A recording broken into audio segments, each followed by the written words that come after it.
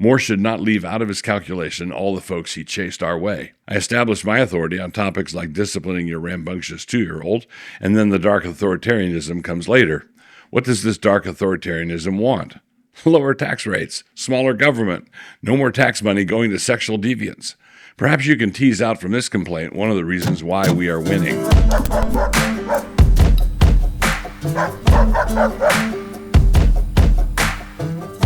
Perhaps you might allow me to begin by describing one of my first evangelistic endeavors. This was sometime in the late 50s, early 60s, and so it was when I was just a wee kid.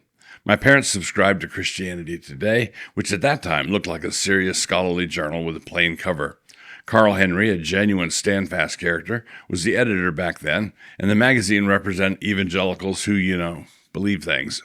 Anyhow, there were a bunch of back issues around our house, which I rolled up like newspapers, secured them with a rubber band, and delivered individual copies up and down the street to all the neighbors. This evangelistic outreach effort had not been pre-approved by my parents, and my memory is hazy over what happened after that. I bring this up merely so that you might recognize how much things have changed. How they introduced the topic. Last week, the Christianity Today podcast devoted some time to the CNN interview, and the link is here. So Mike Cosper gave the CT podcast folks some background on me. He said there was a brief moment back in the day when I was kinda sorta mainstream. He mentioned that my novel, Evangelical, had won a CT Book of the Year award in fiction. He said that I had debated Christopher Hitchens and had acquitted myself well in those exchanges. I was able to speak at Desiring God conferences, but then I had an online debate with Tabiti over my book Black and Tan, and that derailed me from the mainstream. Now, I am grateful for the kind words here, but it is not quite accurate to say that I had my respectable period, followed by any kind of fall from grace. Our ministries here in Moscow have been under embargo for decades, almost from the beginning, and yes, there have been a few brief periods when we broke containment. Whenever we did break loose, it was usually controversial for the people involved, and after some festivities, things would go back to normal, meaning that for the most part, the embargo worked, and we were effectively cordoned off from all that evangelical unity. But what this did was enable us to build out our own platforms, figuring out how to reach a lot of people directly. For just one example, think Canon Plus. And we were able to do this without reducing the official gatekeepers to tiers. They were not reduced to tiers because they didn't know what we were doing. The embargo more or less worked when it came to anything related to Big Eva, with occasional glitches. The gatekeepers thought it was working well because we weren't really coming through any of the official checkpoints. But we were busy in the meantime building out methods of reaching people that can no longer be ignored. And so it is that we are no longer being ignored, as the CNN interview would indicate. It was acknowledged several times in the CT podcast that the Overton window has shifted. As I've argued before, it is not possible to move the Overton window from inside the window. You have to say and do things that are outside the bounds of quote-unquote approved discourse, and I do acknowledge that I've done quite a bit of this, mostly on purpose. I've been seeking to speak with moral authority from outside that window for some years now. And incidentally, speaking with authority and authoritarianism are not the same thing. Just thought it might be good to know somewhere. At the same time, there's been another contributing factor that has made it possible for the Overton window to move, at least when it comes to evangelicals, and that has been the collapse of the moral authority that men like Russell Moore and David French used to have. Moore says in this interview that he was enraged by the thought that people would listen to me and think that this is what Christianity is. But I can assure you that there were more than a few people who looked at a vaxxed and double-masked Moore and decided that they absolutely needed to find something different. Moore should not leave out of his calculation all the folks he chased our way. In other words, regime theologians lost a lot of their credibility when the regime itself stepped on the COVID rake, and this rake-stepping feat was celebrated by the regime theologians as the very model of what it means to love your neighbor. Russell Moore's take. Russell Moore said that I have a dark and non-Christian view of who God is. Add to this his view that I have some weird psychological stuff about women going on. These are worrisome assertions indeed, but what does he mean by them? I read books on parenting that reached men and women with young kids at a time when they feel like they don't know what they're doing, and this was the slick move. I established my authority on topics like disciplining your rambunctious 2-year-old, and then the dark authoritarianism comes later. What does this dark authoritarianism want? Lower tax rates, smaller government, no more tax money going to sexual deviants. Perhaps you can tease out from this complaint one of the reasons why we are winning. Moore says there was no excuse for not seeing what I was up to from the beginning. This is quite true because I was writing books explaining what we were doing. And when you give books the silent treatment instead of answering them, you cannot be surprised when a number of people conclude that you don't have answers. And then when you move from silence to engagement, but that engagement consists largely of gasping, pearl clutching, and name calling, you can't be surprised that even more people conclude that you really don't have answers. Moore was enraged by the fact that there will be so many non-Christians who will watch the CNN interview and think that this is Christianity. Now, I do grant that what I'm talking about is not Christianity today. It is more like, Christianity yesterday. He brought up the fact that I conducted the marriage ceremony for a convicted sex offender and represented my defense of this as simply shrugging because it's legal. This shows how much he knows about that case, which is almost nothing.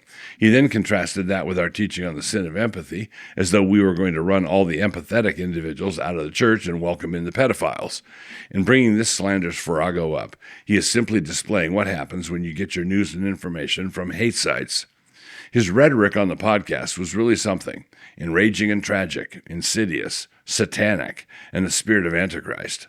Well then, Jesus said that when people talk about you this way, the response should be to bless them. And so I do. May God richly bless Russell Moore. Seriously, may God pour out manifold blessings over his head and shoulders. Moore said that he has had to deal with a lot of men who got into my stuff. He then backhands them all as losers. Look at the results. They're terrifying. I cannot respond to this with any specifics because I don't know who he's talking about. But I can say this: to backhand men who are at least attempting to structure their lives around Scripture as losers is perhaps not a response consistent with the empathy that Moore enjoins us to have. Perhaps the contempt shown them is one of the reasons why they are not listening anymore.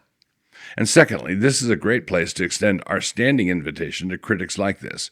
Moore said, look at the results. And so I would invite him to come to Moscow. Come, look at the results. We will pay your way. We can do this with cameras or without cameras. We can arrange a venue for you to speak to our people publicly, or we can do the whole thing quietly. We have thousands of believers living in genuine community here, and I can assure you that the word that would not come to mind is losers. What is the difference between Politico, the Associated Press, CNN, NBC, etc. on the one hand, and CT on the other? CT is the one that won't send a reporter, but reserves the right to talk trash anyhow. Boiled down to the bone, Moore said, in effect, that our denial of a secular public square was, in fact, a denial of the gospel of Jesus Christ. It is here that I would locate the central problem. If I can be opposed to a Muslim takeover of Dearborn and then have this represented as a denial of the gospel, we can see at a glance that for Moore, the post-war secular consensus is, in effect, a gospel settlement. For him, to challenge it is to challenge the gospel. And that would be a glaring example of mixing partisan politics and theology, which I thought Moore was supposed to be against. Clarissa Moll's take. Clarissa Moll came in with the observation that I didn't think certain people belonged, and then went on to say that Black and Tan gave the quote-unquote impression that I didn't think black people belonged here, at least not with full civil rights, and she asked if this was Christian nationalism laid bare. No, but it was the next best thing, which was Christian nationalism lied about. I am against the importation of large numbers of people who have an alien worldview. It is an immigration policy guaranteed to lead to ethnic unrest, as it is done, and it makes assimilation impossible. American blacks have been here for centuries, and it wasn't their idea to come in the first place. I would invite Clarissa Moll to go through all my writings and find me even the whisper of a hint that black people don't belong here. She said what she said because Black and Tan gave her that quote-unquote impression.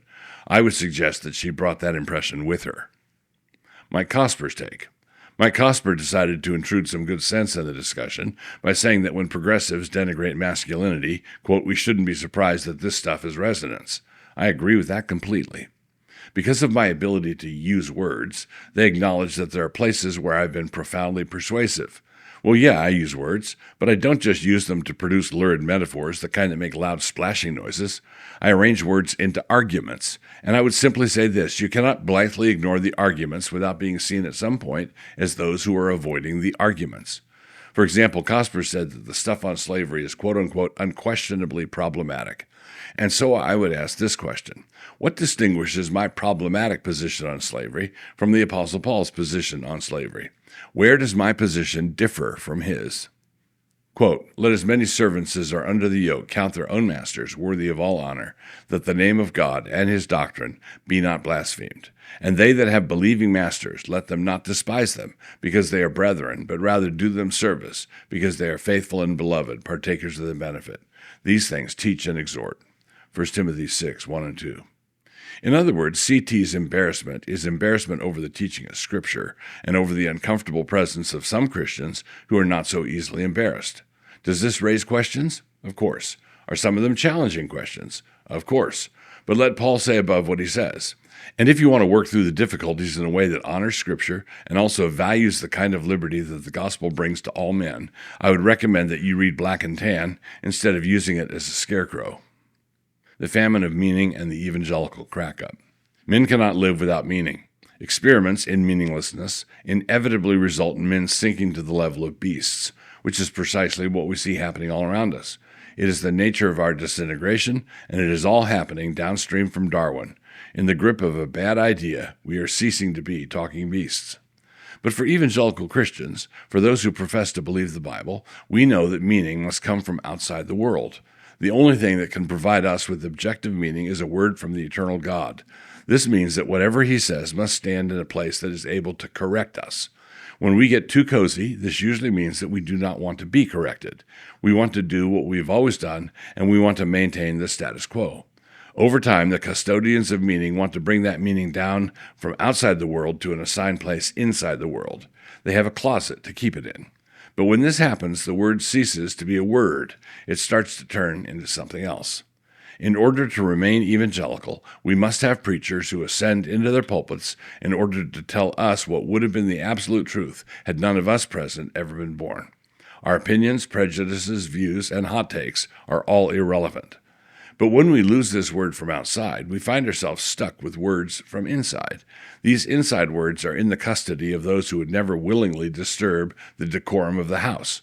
So instead of preachers, we find ourselves with house mothers and hall monitors, or library ladies. And as you might know, library ladies can shush you pretty hard.